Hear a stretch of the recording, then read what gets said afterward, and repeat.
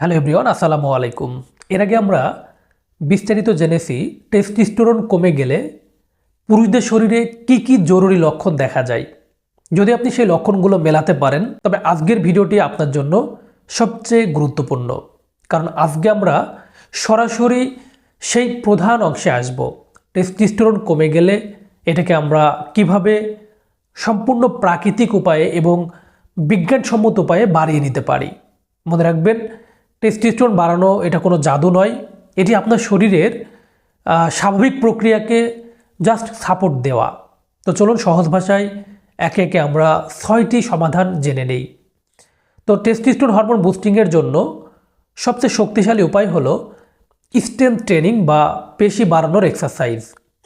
প্রাকৃতিকভাবে টেস্টোস্টেরন বাড়ানোর সবচেয়ে শক্তিশালী এবং প্রমাণিত উপায় হলো রেগুলার এক্সারসাইজ করা, বিশেষ করে স্ট্রেংথ বা ওয়েট ট্রেনিং। তো যেসব ব্যায়ামে শরীরে বড় পেশিগুলোতে চাপ পড়ে, যেমন স্কোয়াট, ডেডলিফট, পুশ আপ বা ডাম্বেল ট্রেনিং, এগুলো শরীরে অ্যানাবলিক কার্যকলাপকে বাড়িয়ে দেয়। আর অ্যানাবলিক মানে হলো আপনার মাসল বিল্ড করা এবং টেস্টোস্টেরন হরমোনকে বুস্ট করা।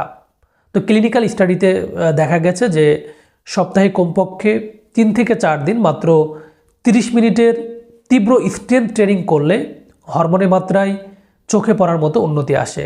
এই জন্য আপনি রেগুলার এটা করতে পারেন। তারপর 2 নম্বর হলো কোয়ালিটি স্লিপ নিশ্চিত করতে হবে। রাতে পর্যাপ্ত পরিমাণে ঘুম, অর্থাৎ 7 থেকে 8 ঘন্টা গভীর ঘুম নিশ্চিত করতে হবে। অনেকে বুঝতে পারেন না যে ঘুমের ঘাটতি টেস্টোস্টেরন কমার প্রধান কারণগুলোর মধ্যে একটি।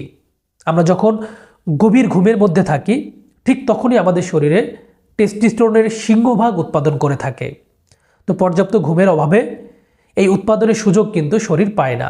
তো যদি আপনি নিয়মিত 5 থেকে 6 ঘন্টা ঘুমান তাহলে আপনার টেস্টোস্টেরন লেভেল স্বাভাবিকের চেয়ে 20% থেকে 30% পর্যন্ত কমে যেতে পারে। তাই প্রতি রাতে 7 থেকে 8 ঘন্টা নিরবিচ্ছিন্ন ঘুম আপনাকে নিশ্চিত করতে হবে। মনে রাখবেন, এটা শুধু দরকারি নয়, এটা আপনার হরমোনের জন্য বাধ্যতামূলক। তারপর 3 নম্বর হলো ওয়েট ম্যানেজমেন্ট করতে হবে, বিশেষ করে পেটের মেদ বা ভিসারাল ফ্যাট। এটা টেস্টোস্টেরন কমানোর সবচেয়ে বড় অপরাধী। ফ্যাট টিস্যুতে অ্যারোমাটেজ নামক একটি এনজাইম থাকে। তো এই এনজাইম কি করে, পুরুষ হরমোন টেস্টোস্টেরনকে স্ত্রী হরমোন ইস্ট্রোজেনে কনভার্ট করে ফেলে। তো এর ফলে আপনার হরমোনের ভারসাম্যটা নষ্ট হয়ে যায়। তো ডায়েট এবং এক্সারসাইজের মাধ্যমে শরীরের এই অতিরিক্ত ফ্যাট কমালে এই কনভার্সন সাধারণত কমে যায়। তো এর ফলস্বরূপ আপনার নিজস্ব টেস্টোস্টেরন লেভেলে নিজে থেকেই কিন্তু এটা বাড়তে শুরু করে। তারপর 4 নম্বর হলো স্ট্রেস কমাতে হবে। মানসিক চাপ বা দীর্ঘস্থায়ী স্ট্রেস হলো টেস্টোস্টেরনের সরাসরি শত্রু বলা হয়। যখন আপনি স্ট্রেসে থাকেন তখন আপনার শরীরে কর্টিসল নামক একটি স্ট্রেস হরমোন তৈরি করে। তো সমস্যা হলো এই কর্টিসল বাড়লে টেস্টোস্টেরন হরমোনটা কমে যায়। তো এই 2 হরমোন একে অপরের বিপরীতভাবে কাজ করে। তাই প্রতিদিন meditation, deep breathing exercise, yoga অথবা আপনি প্রকৃতির মধ্যে হাঁটাচলার মাধ্যমে স্ট্রেস কমানোর অভ্যাস করতে হবে। স্ট্রেস লেভেল কমলে আপনার টেস্টোস্টেরন কিন্তু স্বাভাবিকভাবেই বাড়তে থাকবে। তারপর 5 নম্বর হলো খাদ্য তালিকায় 3টি সুপার নিউট্রিয়েন্ট যোগ করুন। কোন খাবার খেলে আপনার টেস্টোস্টেরন বাড়বে?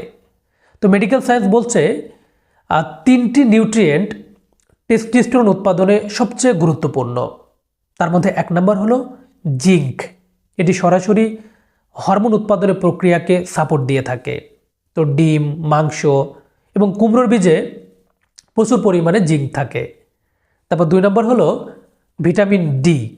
এটি শরীরে হরমোন হিসাবে কাজ করে। সূর্যের আলো, ফ্যাটযুক্ত মাছ এবং দুধ খুবই ভালো উৎস। তারপর 3 নম্বর হলো ম্যাগনেসিয়াম। এটি শরীরের ফ্রি টেস্টোস্টেরন লেভেলে সাহায্য করে থাকে। সাধারণত বাদাম, বীজ এবং গাঢ় সবুজ শাকে কিন্তু এটি প্রচুর পরিমাণে পাওয়া যায়। তো আপনার খাদ্য তালিকায় আলাদাভাবে অন্যান্য খাবারের পাশাপাশি অবশ্যই এই 3টি সুপার নিউট্রিয়েন্ট অবশ্যই যোগ করতে হবে। এবং সর্বশেষ 6 নম্বর পয়েন্টটি হলো আপনাকে অবশ্যই ক্ষতিকারক অভ্যাস ত্যাগ করতে হবে। অ্যালকোহল বা মদ্যপান এবং সিগারেট বা ধূমপান। মনে রাখবেন এগুলো শুধু টেস্টোস্টেরনই যে কমায় তা কিন্তু নয়, শরীরের পুরো হরমোন সিস্টেমকেই কিন্তু ক্ষতিগ্রস্ত করে ফেলে। অনেক সময় দেখা যায় শুধু এই অভ্যাসগুলো ছেড়ে দেওয়ার পরই অনেক পুরুষের টেস্টোস্টেরন লেভেল উল্লেখযোগ্যভাবে কিন্তু স্বাভাবিক অবস্থায় ফিরে আসে। প্রিয় দর্শক, মনে রাখবেন টেস্টোস্টেরন বাড়ানো কিন্তু কঠিন কোনো কাজ নয়। আপনার শরীরকে শুধু সাপোর্ট দিলেই কিন্তু এটা তার স্বাভাবিক লেভেলে ফিরে আসে।